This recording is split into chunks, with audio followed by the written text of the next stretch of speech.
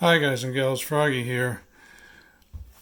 I'm going to show you, I hope if this goes well, how to replace this door latch, door lock, door interface switch.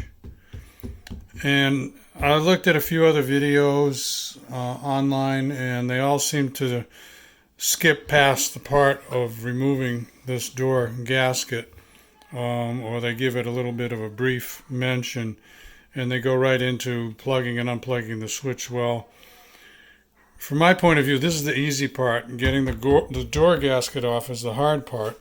And there you can see it, a spring, and the wire loop, that's a rusty end of the wire loop that goes around everything. So you have to apparently have to open that up this way, open it a little bit, and then to start to get it to come off, and then you can peel this away. Just only have to peel it off like 10 or 12 inches to get at it. So I'm going to need two hands. I'm going to try to spread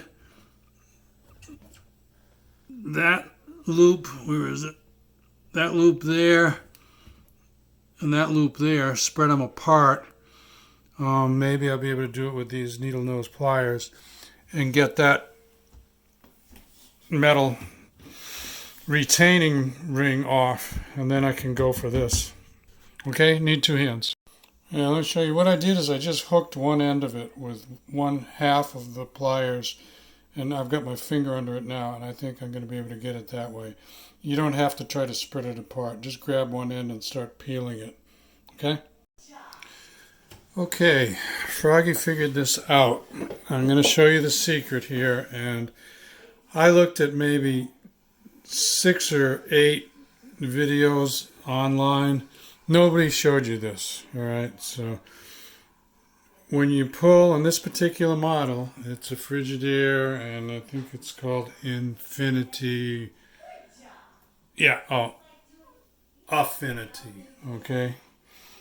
And I'll actually give you the model number right there, okay?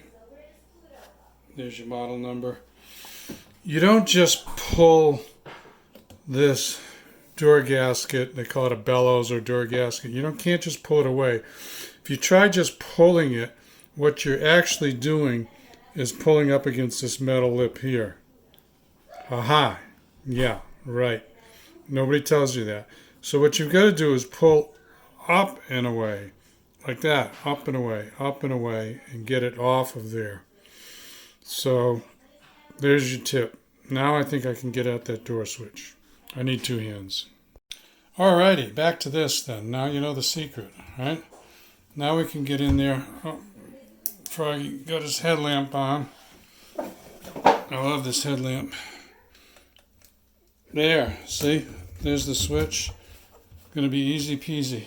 I'll get a Phillips head and get those two out. Two hands. Okay, there's your original one. This washer was built in 2006, so 16, 17, 18, 19, 13 years old. This is the Chinese online replacement. And now, I'd rather have this, but it's probably 3 or 4 times the price. This was like a $20 part. And if it breaks in a year or 2 or 3, now I know how to fix it again. So sometimes you have to weigh it out in your head, whether a 13-year-old washer needs a $60, $80 part or a $20 part. So something else might break on it that's too expensive to fix or doesn't make sense, and then I just buy a new washer. These washers, by the way, are probably over $800,000, $1,000 for these washers now. So we just got 3 wire plugs to undo and put them back on the new one and just screw it back in. Okay, so I plugged those 3 in. The top 2 have like a little latch and the bottom one doesn't, so go figure that out. Anyway, they didn't really snap in as nice as they probably would on an OEM, but I think they got in there good enough.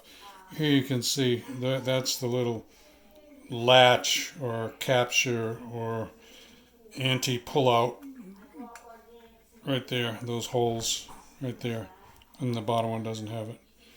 So now we got to get our gasket back on and our spring retainer back on, and then try it. Make sure you've got the gasket over the lip, and just shove on it with your hand and make sure that it's all nice and even, and it feels like the other side that you didn't remove. What I'm actually going to do with this retainer is, instead of having the spring down at the bottom, doesn't really matter where the spring is, and as you can see, there's been a little bit of leakage and a little bit of corrosion on the spring. So I'm just going to rotate it like probably up to there, and it will actually be easier for me to access for the final little stretch right there, instead of having to be down on my knees, do it down there. See, they got this little extra flap here, and that was probably to hide the spring. Now you can see the spring, but I do not believe it really matters. So I like it this way. I'm going to put it that way. One other thing I'm going to do is try to clean and actually rough up this gasket a little bit, because it's been leaking right there, and I think it's just because it's got a little glazy, shiny finish to it. If I run my hand over it, run my finger over it, I don't know, it doesn't feel too much different, but I'm going to give this a really good clean, because I've been getting a small drip down here onto the floor, and maybe I can fix that too. Actually, first I want to try this, so let's give it, let's throw a couple of towels in there and try it. Okay, I put it on a spin-only cycle. Apparently, spin-only cycle means put some water in there plus spin it. So anyway, it's counting down. It had like about 18 or 20 minutes to start, and it filled and drained a couple of times, and it's moving every so often. These type washers do have like a lot of pauses that happen. They just pause and they let the clothes soak, I guess, or something like that. But anyway, Froggy's going to call this fixed. Give me a thumbs up or like if this helps you out. Subscribe to my channel if you want more from Froggy. Click on the bell if you want notifications. And be safe. Have fun. I got to get back on my Corvette and fix that. I got a race on Sunday. See ya. Bye-bye.